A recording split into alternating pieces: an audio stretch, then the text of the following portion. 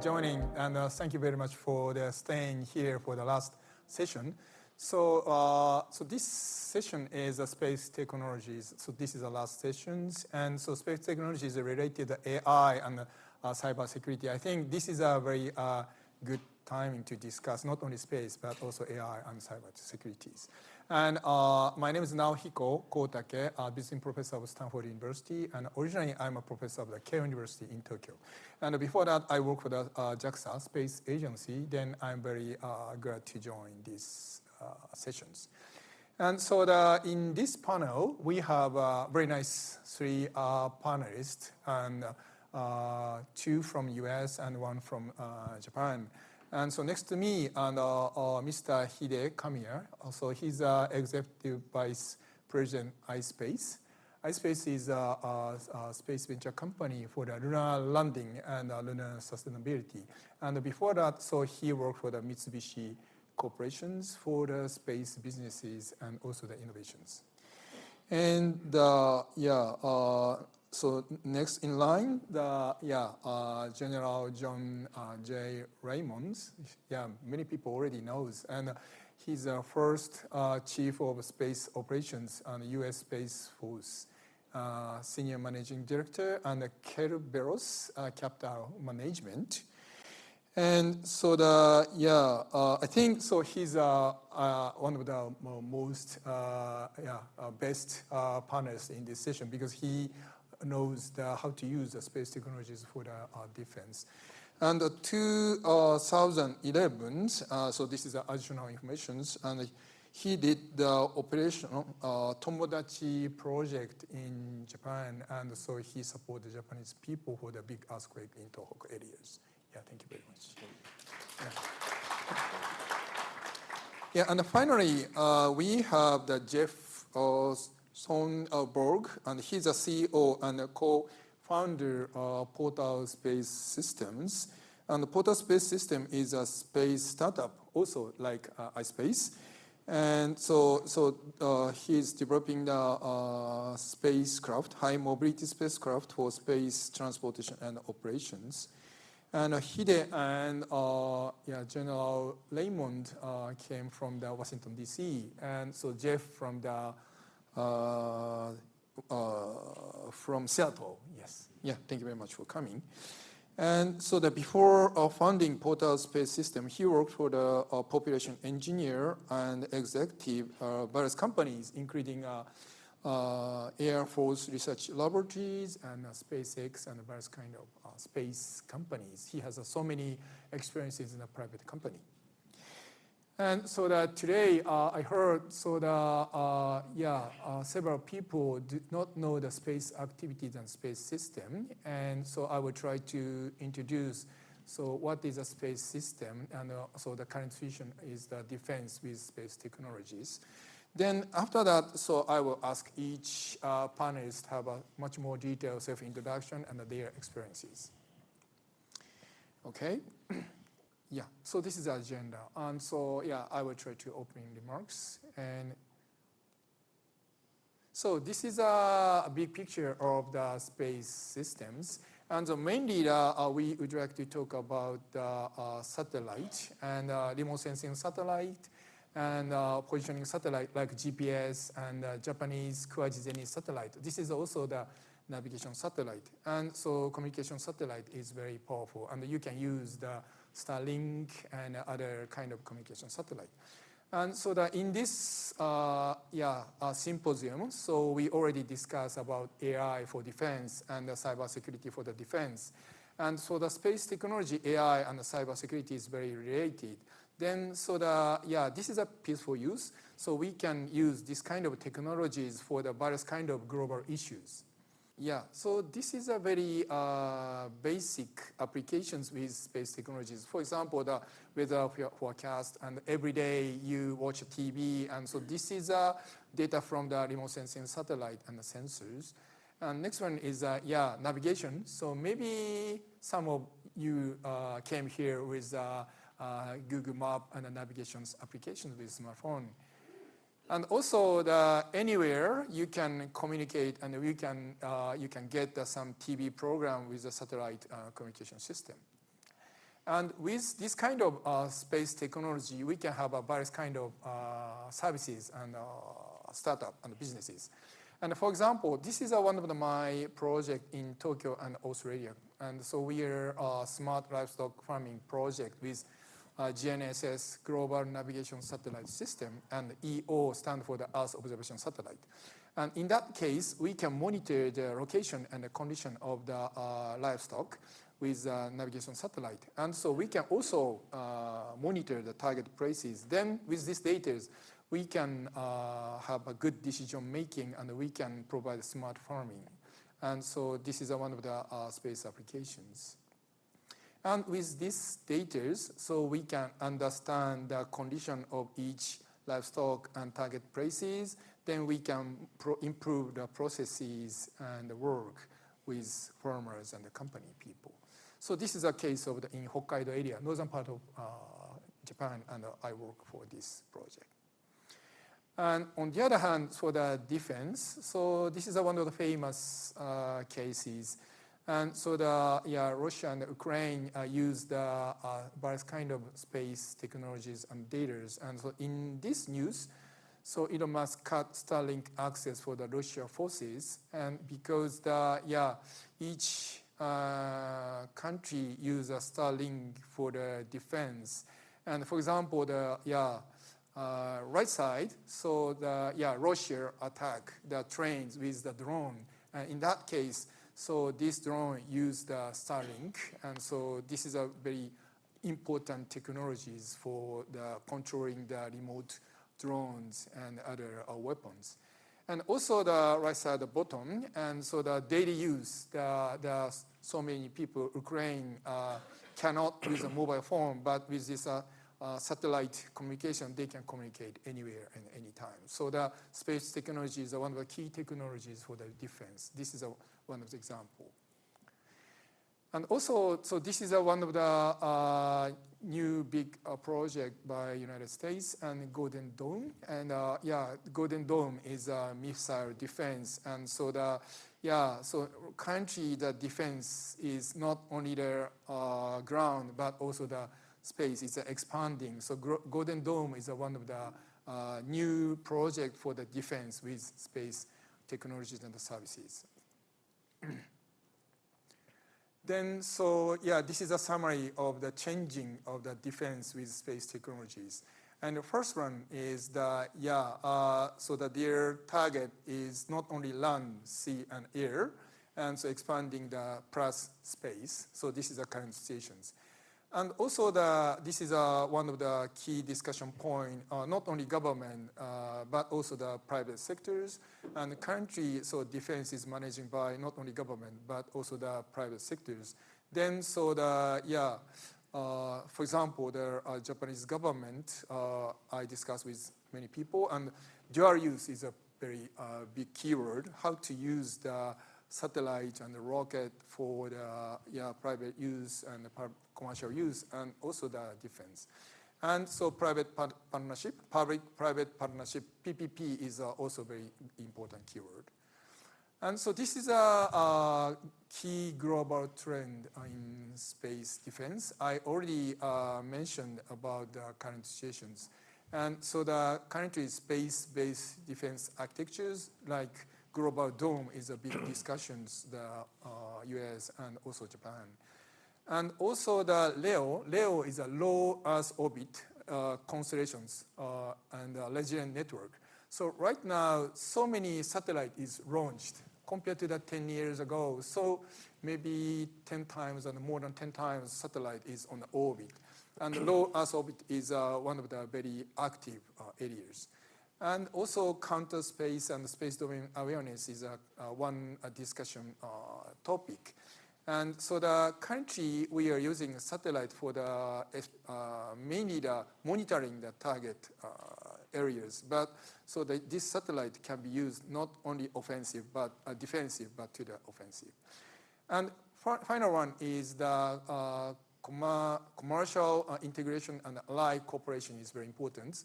So that each country collaborate with other countries and private sector and public sector is start the collaboration. So this kind of the dual use and actually the law is very important point. So this is my understanding that global trend in the space defense. Okay, so then the space defense is expanding and the budget is increasing. Yeah, United States is a big budget, and also the budget of Japanese government is also increasing. And so, yeah, yes, for the space people, I'm a space people. This is a very how can I say active situations, and so this is a very good timing to discuss how to use the space technology for the defense. Okay, this is an outline of the current situation of the defense with space technologies. Then from now on, I will ask each panelist about the self-introduction and their experiences. And so may I ask Mr. Kamiya to have a presentation. Kohtake-sensei, thank you very much for your kind introduction. And good afternoon, I'm Kamiya from iSpace. I joined iSpace last year. Before I joined iSpace, I spent almost 30 years at the Mitsubishi Corporation to lead space and defense programs. And I seconded to Washington, D.C. twice. And that is why I have a house in Washington, D.C. and I have a main office in Tokyo. So I'm back and forth between US and Japan. And now I'm in charge for global corporate strategy for iSpace, including business development. Today, I would like to share a little bit about what's going on in lunar moon projects. iSpace is a startup, and our vision is to expand our planet to the moon, including cislunar domain. And our vision is that kind of moon valley, and hopefully in 10 years, 20 years, we have more visibility, our activity, human activity on the moon. iSpace is a startup company, but we have a global presence, headquartered in Colorado, Denver, and Tokyo, and Luxembourg. And we have more than 300 employees, majority are engineers, working on this company. This is a kind of current update on moon and lunar projects. United States President issued a presidential order last December 18th, focusing on accelerating activity on the lunar. And at the end of March, Gerald Isaacman, head of NASA, announced a new project called Ignition. Ignition is a kind of United States execution-focused investment to the moon and low Earth orbit activities. Regarding to the lunar activities, United States is saying that United States will establish permanent lunar base on the moon by 2030. In parallel, United States is going to bring nuclear reactor, fission surface power on the moon with 100 kilowatt by 2030. And inviting more than 30 billion investment between 2026 and 2036. So the momentum on the lunar activities is changing. In Japan, Takaichi administration has so-called Japan's growth strategy discussion, and there are a couple of working groups established. Lunar activities is under the discussion with the Aviation and Space Working Group. And at the end of March, the working group formed a kind of report saying that lunar activities is one of the high priority activity for the administration and potential public-private investment opportunities.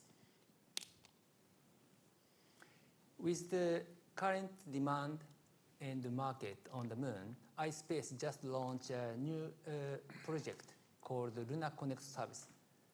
In the past, iSpace is only providing transportation capability from Earth to the moon.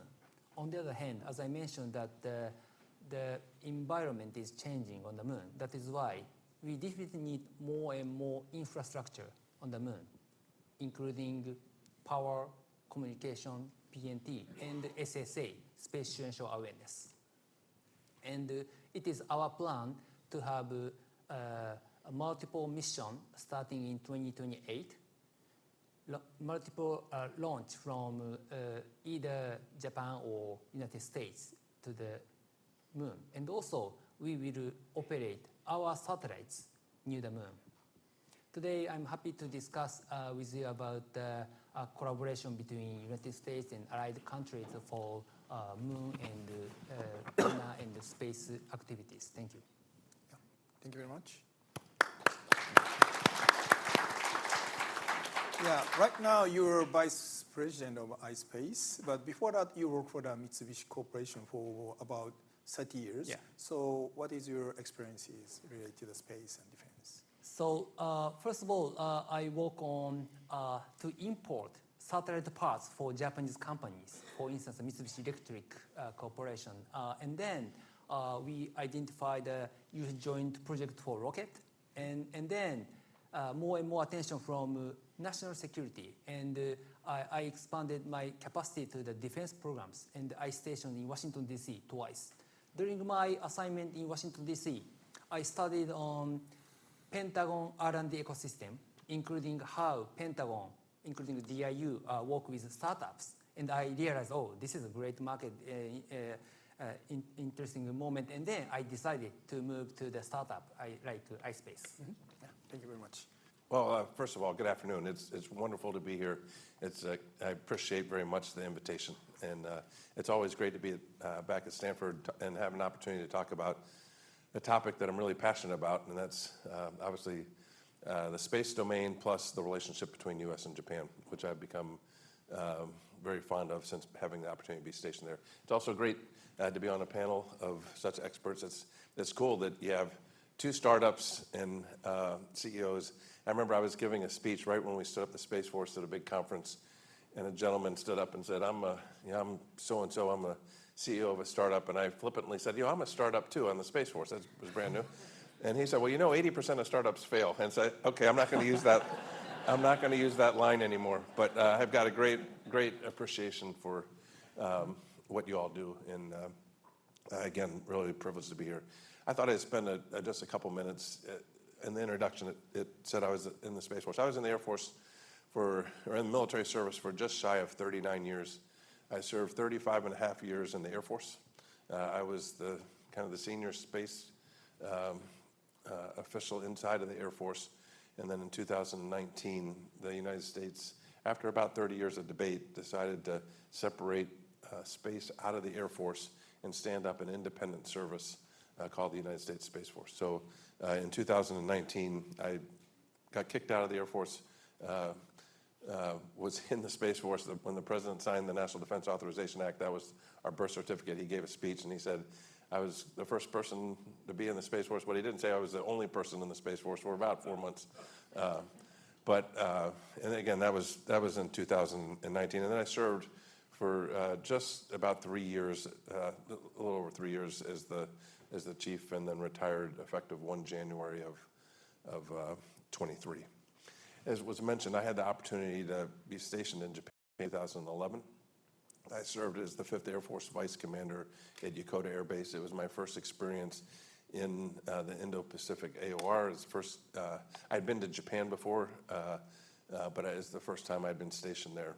And it was probably the most professionally and personally rewarding assignment that I had.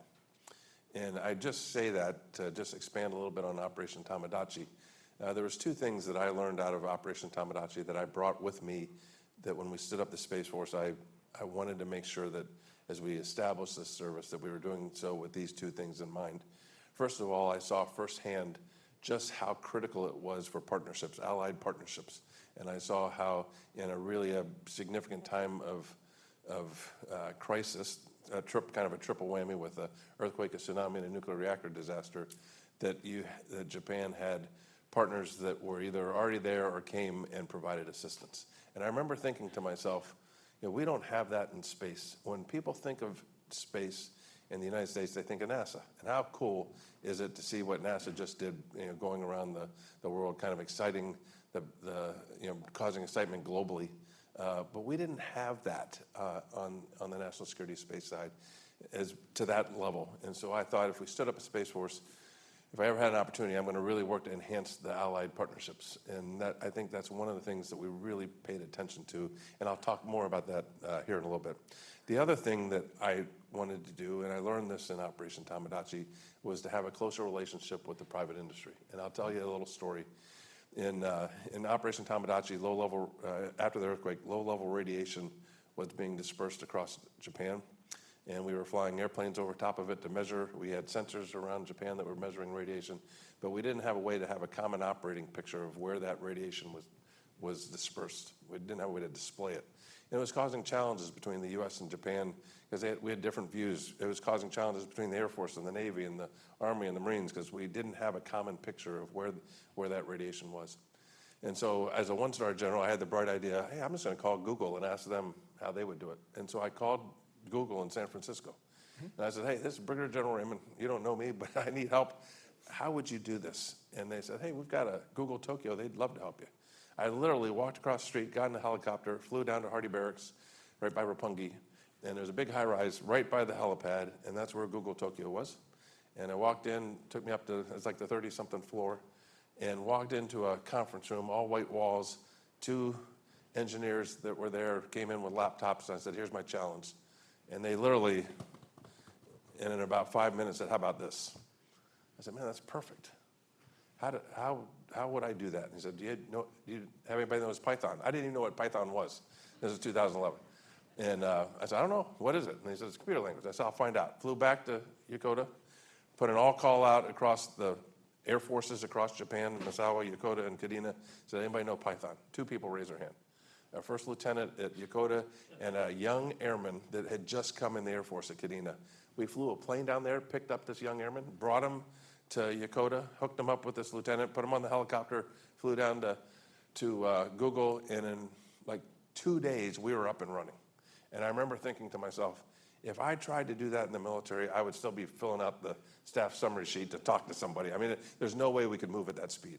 And so that was the example that I took both on allied partnerships and the importance of that, and the importance of this close relationship with with commercial industry. Since retiring, I have transitioned to the private sector, largely because of that experience. I have taken a job with a private equity company called Cerberus, and I'm on a few boards of directors. So I have a view both from inside the government and a view, I have a 39-year view from inside the government. I have a few-year view. I'm not the expert by any means at private capital, but I have a more informed view of space on this side of the fence as well, and happy to share thoughts on that as we go. From the defense side, though, I'd kind of highlight 5 things. First of all, we are clearly in a technology race, and it's a race that we need to win, us and our partners. And it was interesting earlier today, one of the gentlemen said it's really hard to know if we're winning or losing in these technology races, and I agree with that, but it's something that we've got to try to figure out because we have to win this. The second thing I would say is the space domain has become congested, contested, and competitive. It's a warfighting domain, just like air, land, and sea, and that requires different skill sets, different capabilities, different risk calculuses. It changes the game that we need to address. That warfighting domain requires us to make a pivot from, and we've heard this, some of this will wrap up some of the conversations from today, from very large, very exquisite, very expensive, very hard to defend capabilities to proliferation of less expensive, less exquisite, easier to defend capabilities that are maneuverable. And so you're seeing the Space Force make that significant pivot. To reflect that, the Space Force budget in 2019 was $16 billion. In 3 years after that, we had grown to $32 billion US dollars. Over the next couple of years, it went to $40 billion. And this budget request that just went in, I don't know if it's going to materialize, but the request went in for $70 billion. So you can see the significant importance the U.S. is putting, or understands the significant importance that space has to our national security.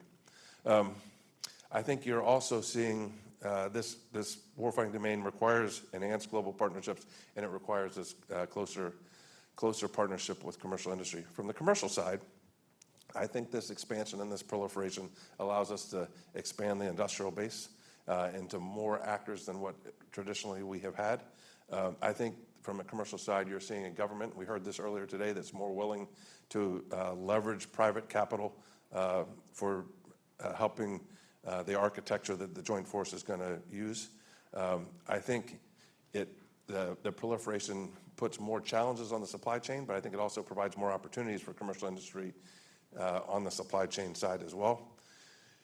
I think you're seeing an increase in, we heard this earlier today too, that private capital is more willing to invest in national security.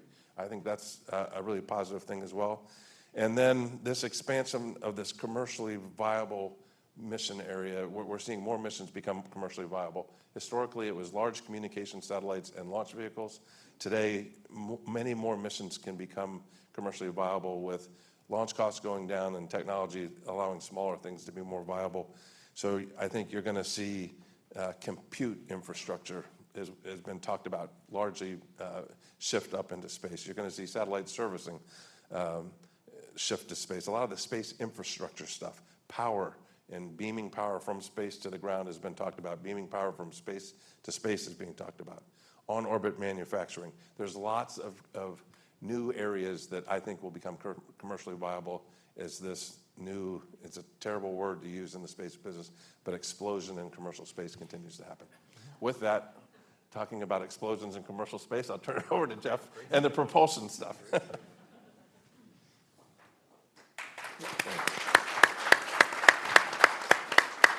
So Jeff, please.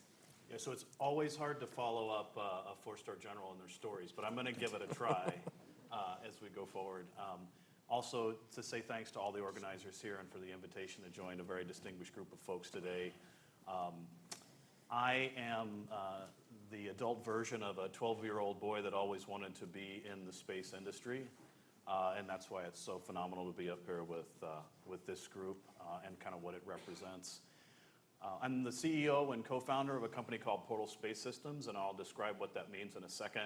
But I wanted to paint a little bit of a picture of my career because I think it might help orient the perspective in which I'm coming into this defense and space conversation. I've spent 31 years in the space industry in the United States. I grew up in Missouri in the US. I was commissioned as an officer in the Air Force, though I didn't spend 39 years. I spent 7 years active duty. I started as an aircraft maintenance officer on KC-135s and experienced the operational modes of the US Air Force and the military, and then became really a career engineer at that point. The Air Force helped me achieve my bachelor's and master's in aerospace engineering. And then I went to the Air Force Research Laboratory at Edwards Air Force Base, where I developed new kinds of rocket engine technologies for next generation launch vehicles. That's fancy words for saying I didn't know that Starship was going to be a thing, but it turns out I was working on the technology that would make that happen in the late 90s and early 2000s. It was a joint Air Force NASA program for something called full flow stage combustion, which is now an industry standard for high performance launch vehicles. I left the Air Force and worked for Aerojet for about 5 years, which is a propulsion company in the US that's now since merged with others. I followed that up working the Ares rocket program at NASA in Huntsville, Alabama. And then a guy named Elon Musk called me in Huntsville one night and said, I'd like you to come check out what we're doing in Hawthorne, California. And so I spent 5 years at SpaceX in Southern California, hired to develop the Raptor engine for the Starship vehicle that you see in flight tests now in Boca Chica, Texas. I later built the propulsion research and development capability at the company. I also worked on Falcon 9 reusable booster and Falcon Heavy, and then the beginnings of what became Starship, as well as Crew Dragon. All of the things in between 2011 and 2016, which were really a huge development time frame, especially at SpaceX in the United States. My wife wanted to see me again, so we decided in 2016 that maybe we'd look at other things. I wanted to fly stuff to space. I wanted to do that since the beginning. And I had the good fortune to go be the Scotty from Star Trek and go work on propulsion systems that were next generation to really provide what General Raymond talks about now, which ultimately is, we talked about when I was the second lieutenant in the Air Force at the Air Force Research Lab needing robust, reliable, repeatable, affordable launch capability, and a lot of it. And we didn't know how to do it. Rockets at the time were like an airplane that you'd get into to fly across the country and then throw the airplane away when you got to your destination. Those airline tickets would be quite pricey. That is the barrier to entry to get things in orbit. And now we're flying first stage boosters with the Falcon 9 up to 30 plus times now in a reusable fashion. And now other companies are starting to bring that technology online. So I got to develop the beginnings of that technology over 25 years ago. And then I had an opportunity to work with Paul Allen in Seattle when he was still alive with his Vulcan Aerospace and Stratolaunch companies. And we were pioneering some abilities to do air launch capability, which turned out to be, successful for them in the end, and where Stratolaunch is today. But at the time, we were building much larger rockets and spacecraft to fly underneath the big airplane at Stratolaunch. And then I worked at Amazon for what was called the Kuiper program, now LEO, and I led engineering and manufacturing for that satellite program through the pandemic. And then I dabbled in humanoid robotics and fusion with Commonwealth Fusion just to see what the other industries look like and what could I learn to apply to the space industry before I founded Portal Space Systems in 2021. So now we're back to Space Systems, and maybe with that extra background, you'll understand that a career engineer decided to really solve a problem that the military was having, and that problem being they can't move stuff around on orbit at all, or very quickly, or a combination of the two. And you just heard General Raymond talk about the land, air, and sea domain, and space is now that fourth domain.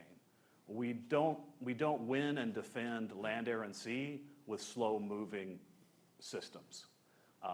The tank can't move slow across the battlefield. If the airplane only flies at one altitude, that's a severe disadvantage. If you can't move quickly, you're not going to win. So 4.5 years ago, we started Portal, and I promise you I'm not here to make a commercial for the company, but more explain my thought process going forward with defense, tech, and space.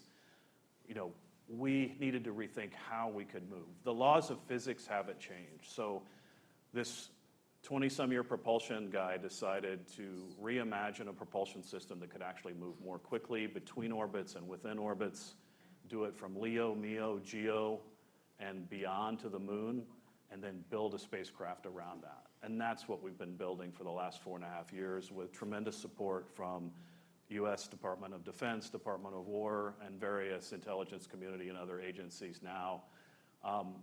The Japan tie-in for me really is that as soon as our company matured, I really wanted to develop my own business alliance in the Asian region, specific to Japan and Australia. So I had this incredible good fortune to meet this fantastic group of people at the Geodesic Alliance, which led my Series A fundraise recently. And that provided an opportunity for me to come and learn and really look to how I could partner with Japanese and Australian companies, but the focus of today being Japan, because we're all about providing this exquisite rapid maneuverability not only to the US, but also to our Western allies and friends around the world. To some of the conversations we've had today in terms of how do we defend, how do we leverage this rapidly evolving technology. It's not just AI and cyber, it's also a new generation of spacecraft that are coming online to counter the threats that we're seeing on orbit right now. And I don't say that to scare people, but there's a couple of key things we often all take for granted probably in the room. When you go to the ATM, it gives you cash, and when you go to the gas pump, it'll pump fuel for your car. Without access to GPS and a similar technology, those two things can't happen. So if you're interested to learn more about how much your daily life touches the space domain, there's several books and movies, and I'd be happy to talk to you afterwards. But I think the general citizenry around the world lacks the full understanding of how much our financial and business community is tied to space-based assets in addition to our critical national security infrastructure. I say that because one of the reasons you want to move quickly is because we're now in a mode where I feel strongly that we're going to have to protect and defend our assets on orbit. I developed our technology to benefit humanity in terms of its exploration of the Earth, Moon, and the solar system. But it turns out that my friends and colleagues that I developed when I was active duty and still work with today as customers, they need this capability so we can maintain that domain for future commerce and future business opportunities. And that's what keeps us going at Portal Space Systems. And we're based in Seattle, and we've got a growing team of folks that are excited to bring this technology forward to support all the things we're going to talk about today. But I'll leave it there for now, but I appreciate being here and the opportunity. Yeah, thank you very much, Jeff. Thank you very much. And a brief introduction by myself. And in my case, now I'm working at the Stanford, but also I'm working at the Keio University, is the oldest private university in Japan. And so about 20 years ago, so Space Agency JAXA has so many failures. And at that time, so the JAXA decided to invite the systems engineering. And this graduate school provide a systems engineering and project management. And so I have many students from JAXA and also self-defense. And one of the PhD students is trying to have a PhD thesis, dual use with a satellite. So this is a very important topic. Then, so yeah, I'm happy to moderate these sessions. Then, so we move to the discussion with the moderators. And so as you already understand, so the three panelists has a different experiences related to space technology with the defense. And first topic is that, yeah, we already talked about the space technology for the defense, but I want to again ask the panelists. And first is what role does space technology play in defense and security strategies? And General Raymond, so you were the first chief of space operations. I think so the space technology is changing for past 10 years. And so please let us know what did you do as a first chief of space operations in the Air Force? And so why space technology is powerful for the defense? Yeah, well, first of all, let me address the second part of that first. Space is foundational to everything that we do in the military, in the joint force. All of our services are sized, assuming that there's access to space. Without it, we don't have a big enough Army, we don't have a big enough Navy, we don't have a big enough Air Force, we don't have a big enough Marine Corps. Space is a huge force multiplier. And so it's foundational. It underpins every instrument of our national power, whether it's diplomatic, information, military, or economic. So it's key to that entire spectrum. Space technology, I think, also helps with our deterrence efforts. It can help amplify the deterrence messaging of imposing costs and denying benefits. And so our goal in establishing the Space Force was not to get into a conflict that begins or extends into space. It's to deter that from happening. And our thought was, if you can do that from a position of strength, and you can do that from a resilient architecture and force structure, that you'll have an opportunity to deter that conflict from beginning or extending into space, which you can then help deter it from spilling over into other domains. And then I would say that the technology changes that we've all talked about for the entire day, it's fundamentally changing the character of warfare. And we've talked about warfare over great distances at incredible speeds. You know, a satellite just to stay in space has to go 17,500 miles in low Earth orbit or it re-enters. We've talked about autonomous. We've talked about unmanned. We've talked about data being very, very powerful. Historically, the U.S. military has been more hardware focused.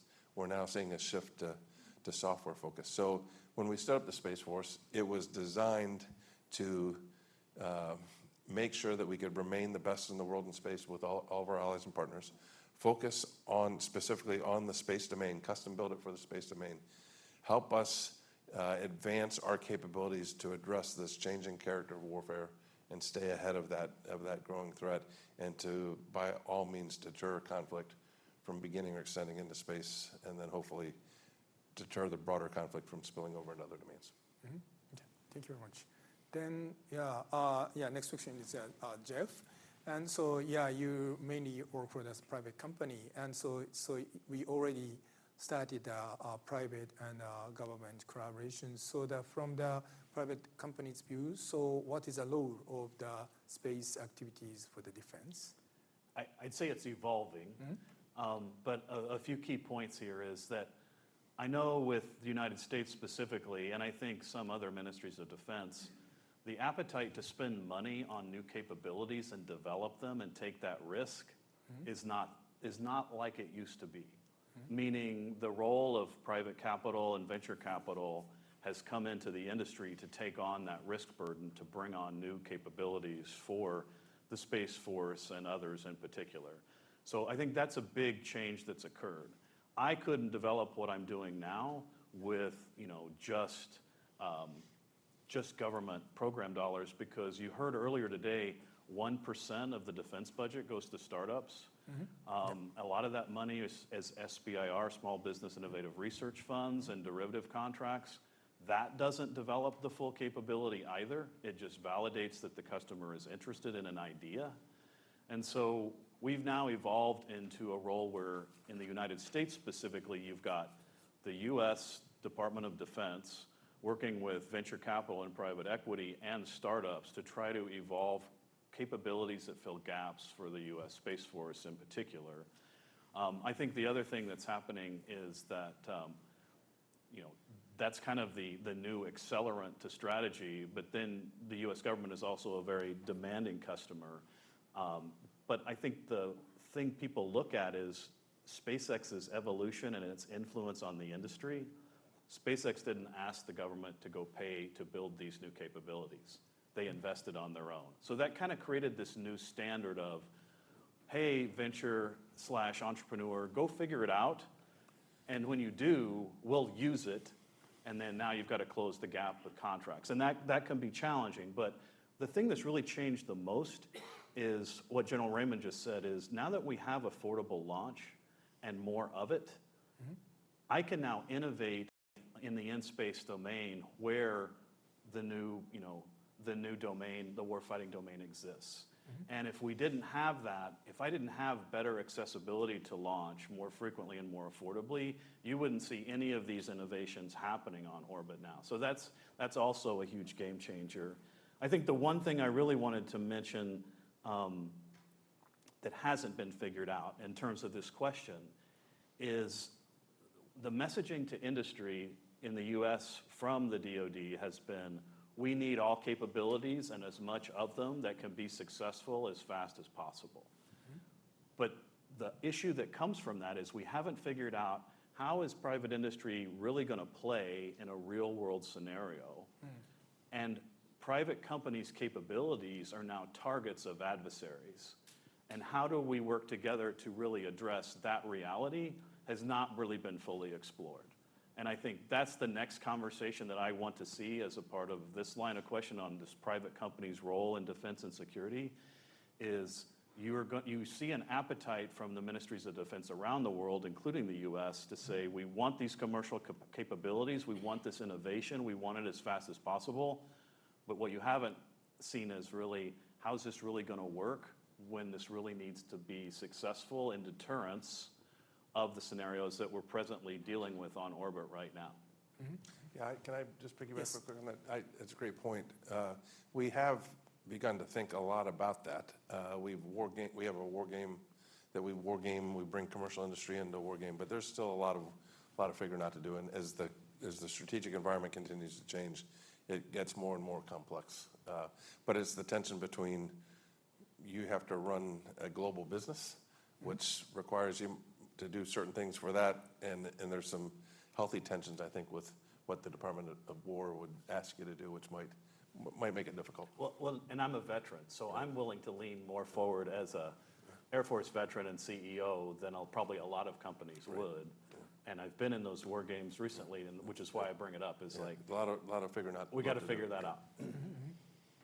Yeah, in my experiences in Japan case, for example, government people, and especially the self-defense people, try to collaborate with the private company. So security and privacy, the contract is very difficult. So do you have any experiences and key message to collaborate with private company from the defense people?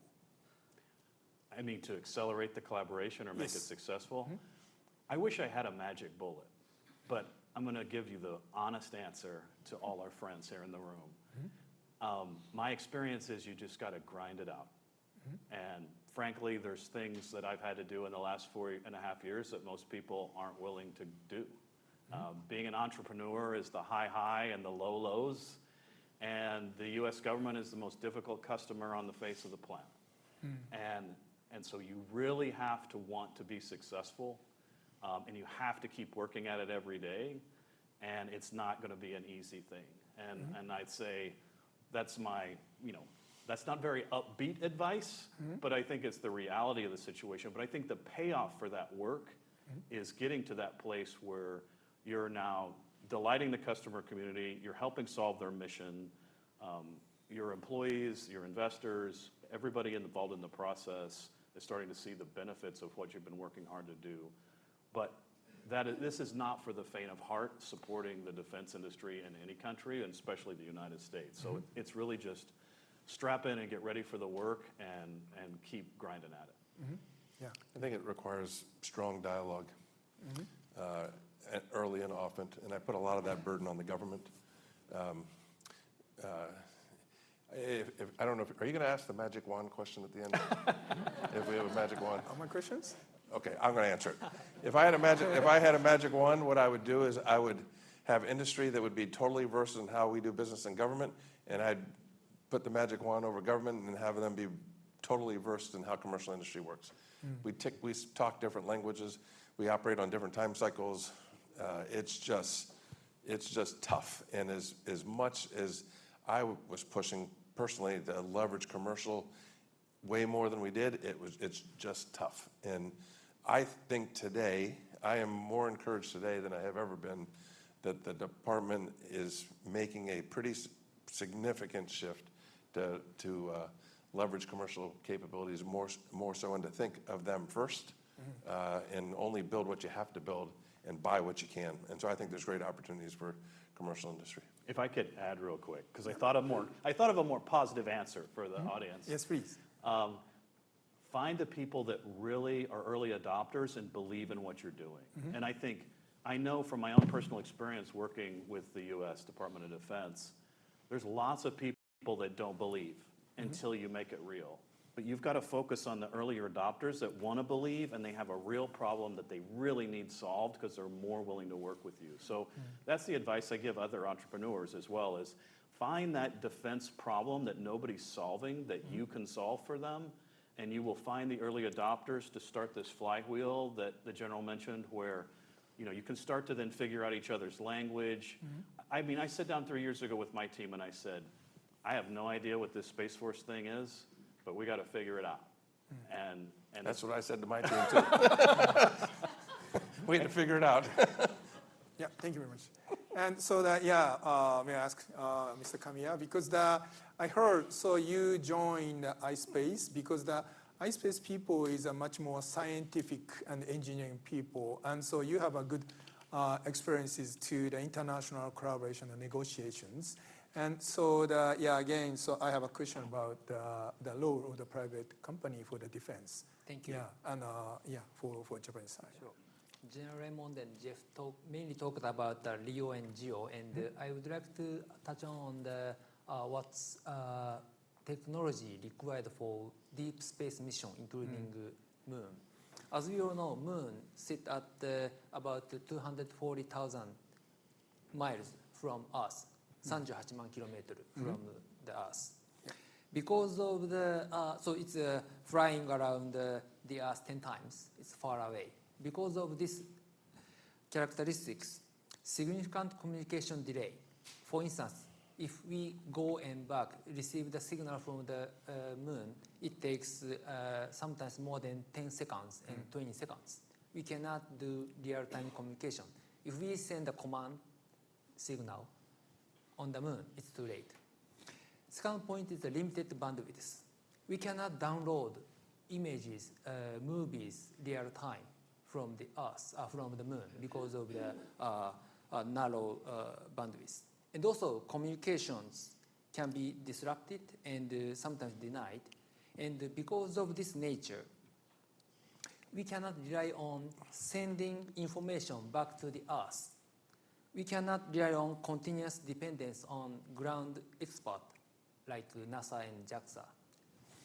That is why the company who need to provide services in cislunar domain definitely need some special technique. So majority of the technology going to the moon is common with LEO GEO, but there are a couple of characteristics.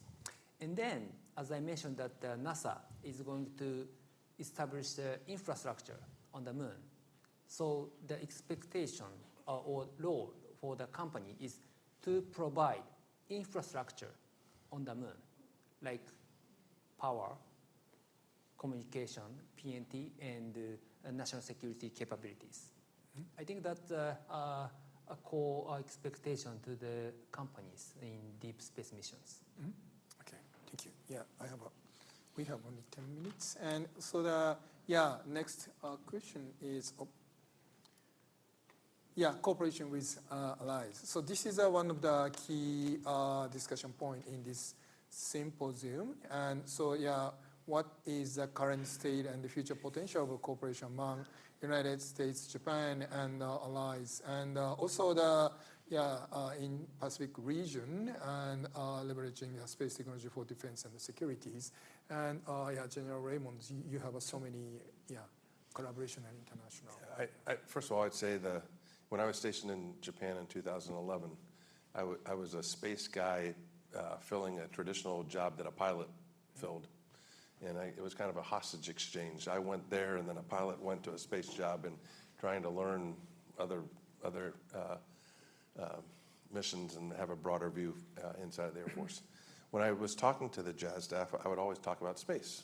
And JAS staff at that time didn't have a role in space. In fact, a couple years later, JAXA was given some national security space roles for Japan. I see that has changed, and I've been working closely with Japan ever since 2011 to help the Japanese Self-Defense Force think through space. And the JAS staff has stood up a space squad. What was initially a space squadron at Fuchu Air Base now has become a space group, soon to be a wing, and growing, my understanding, to a 3-star command in the future. The Japan Air Self-Defense Force, my understanding is going to be renamed the Koko Uchu Jiatai, the Air and Space Force, going forward. I know there has been a significant increase in the Japan defense budget, which has helped on the space side as well.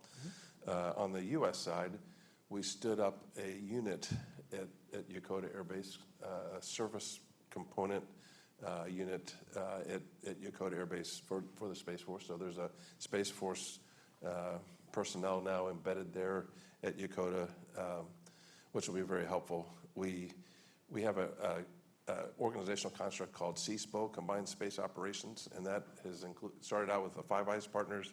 We added France and Germany to that a couple years ago. We have since added Japan, Norway, and Italy to that as well. The war game that I talked about in my previous discussion, called the Shriver War Game, when I was still serving, I invited Japan to participate in that, and they are, which was very, very beneficial. We have a sharing agreement where we share space situational awareness agreement between the countries.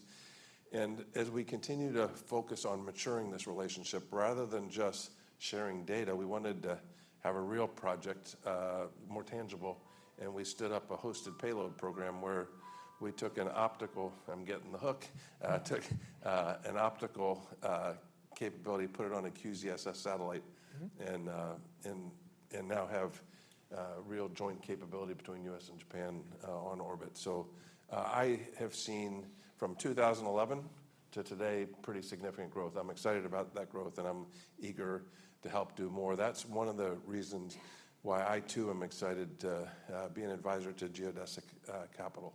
I was stationed in Japan when Ambassador Roos, who started that Geodesic Capital and now the Alliance Fund, and Suzanne Basala were there. And when given the opportunity to look at where I could help advise, I was really happy to be able to be associated. So allows me to continue to give back to this U.S.-Japan relationship. Yeah, thank you very much. And I heard right now the Japan Air Self-Defense, they have about 700 staff for the space operations. Yeah, thank you very much. So how about Jeff? Do you have any comments about the private sectors for the international? I do. I have a couple. I mean, I think the first thing I would say is that obviously, to provide maybe some context, our spacecraft move on orbit now kind of like a hot air balloon. And when you're developing something that can now move more like a F-22, that's interesting to everybody. And I think I wanted to approach partners internationally like we do in the US now, because there's a big push for sovereign space capability. There's increased budgets that have been mentioned before, and that provides an opportunity for companies to now look for partnerships in Japan specifically for how we can execute together. And so I see an incredible amount of opportunity to do that as long as you're willing to work together. And I think one of the challenges a lot of US companies have is, have they developed a product that lends itself to those types of partnerships? And one thing that it turns out, we did this to serve our defense customers in the US to have a lot of flexibility with interfacing different payloads for different needs on orbit. And now that applies internationally as well, because Japan and other countries have needs to fly certain sensors and cameras and capabilities unique to their own defense needs. And those things need to move more quickly than a hot air balloon. They need to move more like an F-22. And I think I see a lot of opportunity there. I've had some phenomenal conversations. We have beginnings of some partnership opportunities. So, I mean, hats off to, again, Geodesic and others that have been mentoring me through that process as a US-based company. But I think the key is interest in sovereign space, more money coming to the table, US companies willing to come in and partner where maybe capability doesn't exist in Japan. Those are the things I'm looking at where I see tremendous growth potential for both sides. Mm-hmm. Thank you very much. How do you think? Yeah, as both mentioned, that cooperation in space between US and Japan is very important. And thinking about the cislunar domain, by the way, cislunar domain definition is that the huge area between Earth and the Moon. So it's a far area. So no a single country can monitor and track the threat, everything by themselves. That is why cooperation is important. And also, and I'm happy to learn that the United States Space Force launched a new office called the Cislunar Coordination Office last April, this April. And I hope the coordination between US and Japan on cislunar domain will increase. And I would like to share one thing for the lessons learned from space. Apollo mission. Everyone knows Apollo. It's United States demonstrated national prestige. It's a great program. On the other hand, it did not put the infrastructure or structure on the moon. That is why it is kind of interpreted like symbolic first. On the other hand, GPS is structure first. United States, by building and operating a technically functional system, and nowadays, banking, transportation, everyone use GPS, right? And even the other countries, European, China, need to follow with the GPS to secure interoperability. So this is, GPS didn't exclude others by law, but it made integration much cheaper than competition. I think this is a great lesson learned when United States, Japan work together on space. So again, structure first is the kind of a keyword for me to thinking about the future of the collaboration. Could I say one other thing real quick it has nothing to do with space, but it has everything to do with our future success. And that the one thing I think I've learned in a short period of time, and I'll get a little spicy for 2 seconds, is that our biggest challenge and adversary on orbit is China. And our biggest strength is our alliances in deterring that threat. And I think businesses have an obligation to create these partnerships, these private company partnerships, as much as governments do at the government level. Mm-hmm. And that was the other thing I really wanted to add for that question is, that's why I'm doing what I'm doing as an entrepreneur and a business leader, because I think that's so critical to what the future looks like, not just from a defense posture, but from a commerce and financial growth for this industry. Yeah, thank you very much. Yeah. So, we have a very limited time, but I have some comment. And so now, today we discussed the relationship with the US and Japan. But in Asian country, we have so many new space agencies for Thailand and so many countries. And I have so many students from these agencies. We have no discussion, defense with space technologies. And I think the capacity building for this domain is very important. Yeah, this is my impressions. Okay, thank you very much for your discussions. And we move to the Q&A sessions. And so if you have any questions, very welcome. This is a very good timing to discuss about defense with space technologies. Hello, my name is Nobu Takiguchi from actually water company, which is so far away from this topic, but thank you for sharing. I am very curious about, my question is to Raymond-san, and you mentioned that Space Force can amplify deterrence, and I'm very much curious about that. Can you elaborate on it, like maybe with some potential cases? As an example, one of the deterrence calculus, is to deny benefit of attack.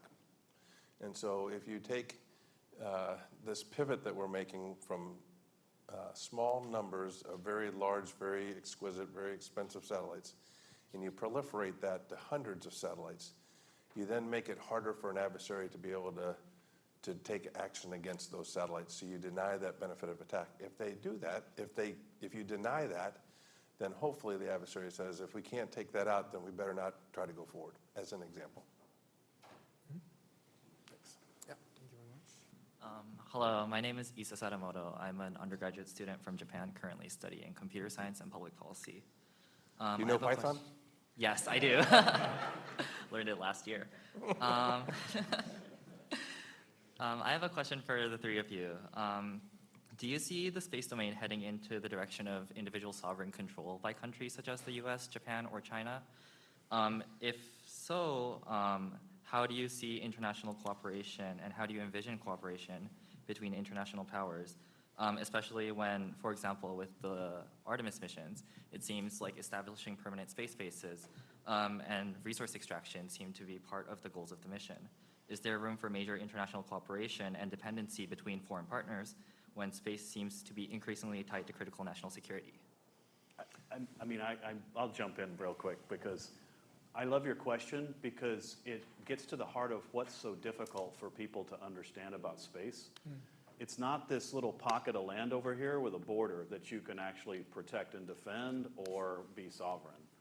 The laws of physics mean you're constantly orbiting the Earth or the Earth-Moon system or even something else. So for one nation state to try to declare this rotation around the Earth is mine is almost impossible to do.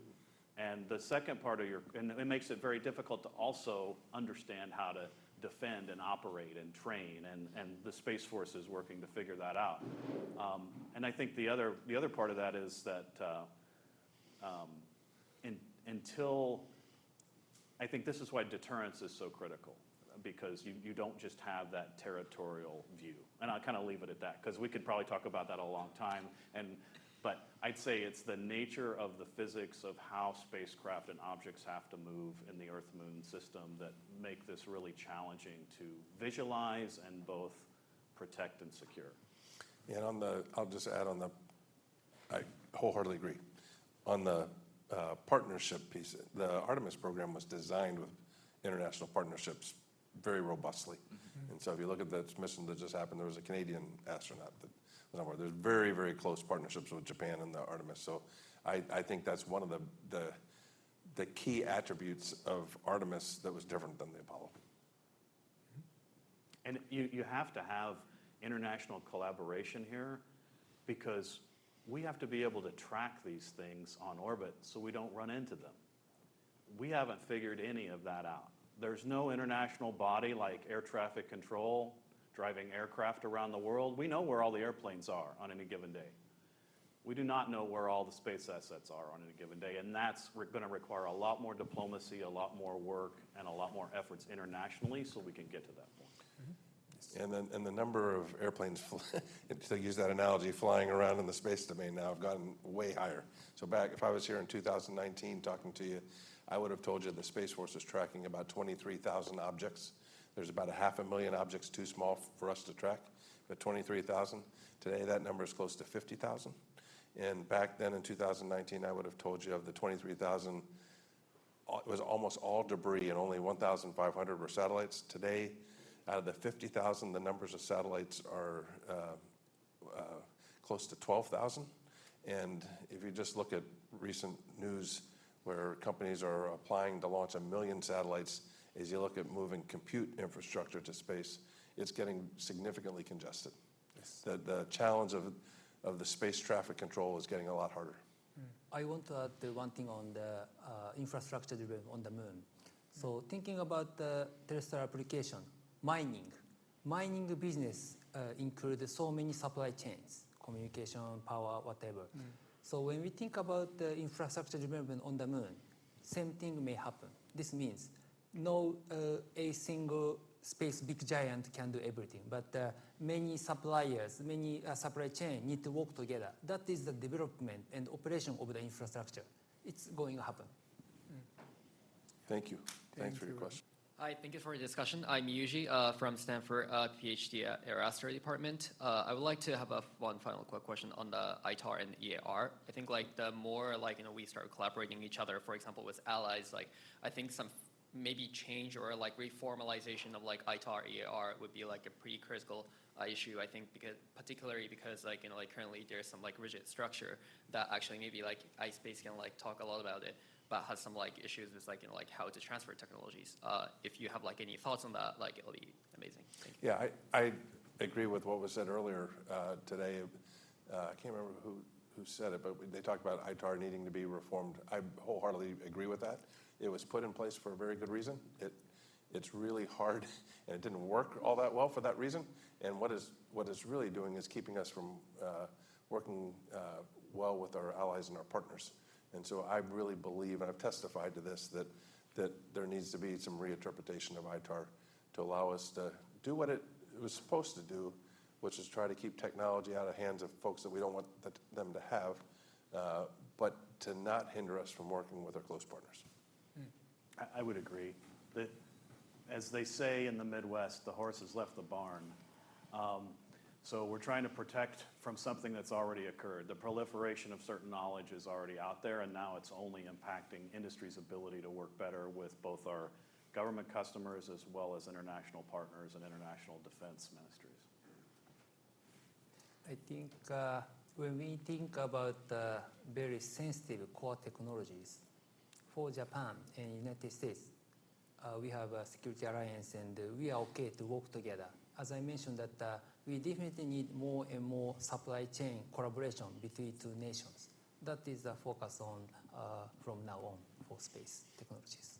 Thank you. Thank you. Thank you very much. Thank you very much for the discussions. And also we have 5 minutes left. And so the final question is, as you know, this is final panel discussions. Also, we will conclude this symposium.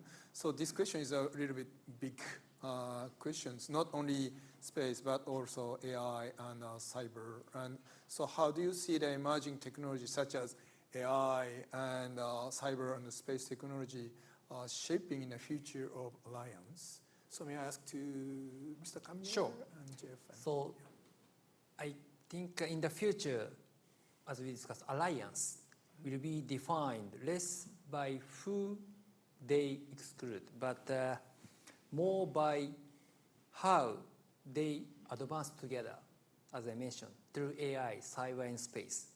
That enables, for instance, autonomous decision-making, sustainable operations in space, even under the condition like communication delay or disruptions. Yeah, thank you. How about Jeff? Oh, yeah, yes, yeah, you want. I would agree. I think all three, AI, cyber, space, provide us an opportunity to unite the globe and enhance our partnerships. I think on the space side, even in times of the Cold War, space really gave us the opportunity to work with the Soviet Union at the time, even in the Cold War. I think historically, even when bad things are going on the ground, we can cooperate in space. I think we need to take that across all these technologies and work to unite the globe like the Artemis mission did a couple weeks ago. Yeah, thank you very much. And also we have already have international space station program, and then, yeah, we can expand this as well. Yeah. Yeah, I agree with everything that's been said. I guess I would go back to something I alluded to earlier, which is China typically takes a go-it-alone strategy. We typically build alliances to move more quickly and more effectively. When you're talking about AI, cyber, space, other robotics, other technology areas, there's an incredible opportunity diplomatically to build alliances across these technology domains that could move much faster than maybe China's go-it-alone strategy. I think oftentimes I see the U.S. lose sight of that. I would like to see the U.S. regain sight of that and put more focus and energy on together we always, everyone achieves more, they say. And I think in this case, that could be the accelerant here that maintains the West's and our allies' position as these technologies unfold. Yeah, thank you very much. And yeah, I again realize the space technology can be the strength, the alliance with US and Japan. So thank you very much for taking part. Great, thank you. I'll be very brief. It was a very productive day, I feel like. I learned so much. I started off with a few key questions in the opening remarks. One about the technological revolution and what it brings to the defense and security scene. And the second about geopolitical shift and what they imply for our alliances. And third, the increasing role of the private sector. And I learned so much, at least from my point of view, about on all those fronts. On technological challenges and developments, there's so many things that we discussed. I wouldn't try to even summarize them, but there's a key technological race going on. And from UAVs and USVs to MUTHOS, to energy security and supply chain resilience. There are all kinds of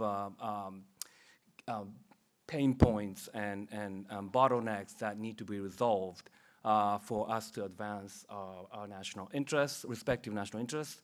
On the geopolitical shifts, there are certainly changes in the alliance structure, and there will likely be more defense spending for all the countries that are involved. But my sense, I got a more optimistic sense that alliance is still fairly robust. At least US, Japan, I can't say the same thing about Europe. We'll see how they develop. On the private sector issues, there are really a lot of interesting points of conversation to be had. One thing that maybe we can discuss a little more later is some of the upcoming IPOs of major tech companies. There's rumors about Anthropic, OpenAI, SpaceX. All of these companies might go IPO. How does that change sort of security calculus if they become more accountable to shareholders than the public or the government? So there are all kinds of issues to be discussed further, but there are a few things that are clear. One is that domestically, smart regulations are needed that would stimulate, not stifle, innovation in the US, in Japan, and in any other countries, while at the same time mitigating the risk that the new technologies might bring. It's easier said than done, but it's clear that that's a important task ahead of us. On foreign policy front, there has to be effective defense policy and also robust alliances going forward. We heard a lot of speakers talk about the need for more collaboration, and some of the policymakers talked about strategic autonomy that some countries, including Japan, are beginning to pursue more of. So we have to craft a policy solution that will achieve both strategic autonomy and productive collaboration, co-production, co-development, co-everything. That would be very helpful for the alliances. We don't have answers to all the questions today, but our commitment as APAC director is that we will continue this kind of dialogue. One thing that's very clear to me is that it's important for us, all the stakeholders, in this case, Japan and the US mainly, but next time we can include players from more countries. It's important for all of us to get together, have a dialogue, face-to-face discussion and meetings, and get to know each other on the personal level. Those things are all very productive, even if AI and cyber and all those things develop further. So thank you for coming together for this gathering. And before I go, I have to thank our wonderful staff for putting this event together seamlessly and successfully, especially Kana, Igarashi, Rimponkon, and all the other APAC staff. Thank you. And also thank you to Kemi Monahan, who is my partner in crime for this event. Thank you, Kemi, for your leadership. So I hope to get together next time, and I think by next time, all the startups that presented today will become IPO and become rich, and investors like Geodesic will make a lot of money off of them, and we'll have more development. So thank you very much, and until then, have a wonderful week.